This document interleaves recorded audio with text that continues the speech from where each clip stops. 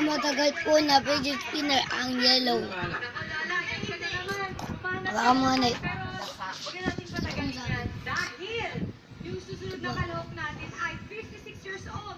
Mag-asawa to ha. 56 years old silang mag-asawa. Eh, hindi ko na matatagalin si Lolo Elvis at si Lola Minerva na Bulacan. Alien.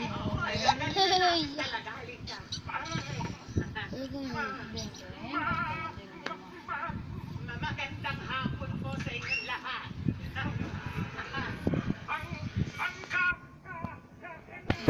Ang pahin namin ay yung team song namin sa kasal. Lola Minerva, kaya pa ba yan ni Lolo Elvis kumanta? Hindi na eh.